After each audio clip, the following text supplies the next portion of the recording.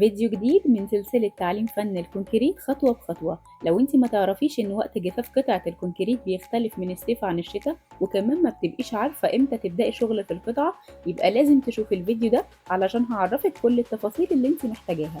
لو لسه ما اشتركتيش في القناة، اشتركي وفعلي زر الجرس علشان يوصلك كل الفيديوهات الجديدة بإذن الله. ولو عجبك الفيديو ما تنسيش تعملي لايك وشير علشان يوصل لناس تانية كتير. في الفيديو ده هنتكلم عن وقت جفاف قطع الكونكريت. أول حاجة لازم نكون عارفينها إن الوقت بيختلف في الصيف عن الشتاء. في الصيف مثلا القطعة بتحتاج 3 أو 4 أيام علشان تجف تماما. اللي بقى بيحدد عدد الأيام دي هو حجم القطعة سواء كان صغيرة أو كبيرة، فممكن قطعة صغيرة تاخد مثلا يومين أو 3، إنما لو قطعة كبيرة ممكن تاخد 3 أو 4 أيام. وبيكون كمان على حسب المكان اللي انتوا حاطين فيه القطعة تنشف، يعني لو مكان فيه شمس زي البلكونة ممكن القطعة الصغيرة تنشف في يوم والكبيرة تاخد يومين أو 3.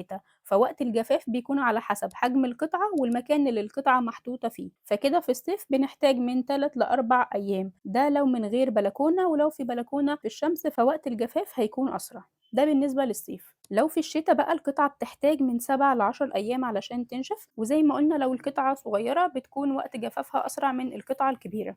بصوا بقى القطع اللي معايا دي، الفازة والكوستر اللي ناحية اليمين دول نشفوا تماما وخفاف جدا ولونهم أبيض، واللي على الشمال لونهم غامق وتقال علشان لسه فيهم رطوبة ولسه ما نشفوش. فلما نيجي نقارن بين الفازتين هنلاقي ان الفازة اللي على اليمين بيضة قوي، واللي على الشمال لونها أغمق منها بكتير. لونها غامق ليه؟ علشان هي لسه فيها مية والرطوبة لسه ما طلعتش منها فهتكون تقيلة، انما القطعة لما بتكون نشفت تماما القطعة بتخف قوي وبتكون خفيفة قوي عن وهي فيها رطوبة. ونفس الكلام بالنسبة للكوسترين.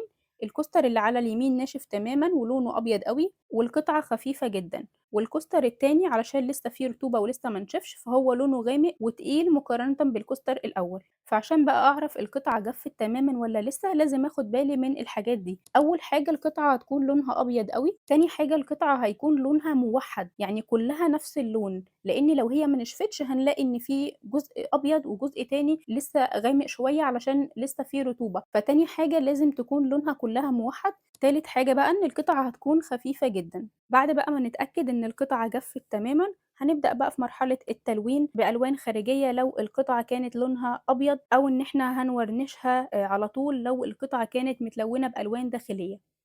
لو وصلتوا لحد هنا من الفيديو أتمنى تعملوا لايك وشير علشان الفيديو يوصل لناس تانية كتير. ولو انت بقى ناوية تبدأي الكونكريت صح من الصفر وتحوليه لمشروع خاص بيكي، أنا عاملة كورس كامل هيعلمك الكونكريت خطوة بخطوة. ولو حابة تعرفي تفاصيل أكتر هسيبلك اللينك في صندوق الوصف وكمان في أول كومنت.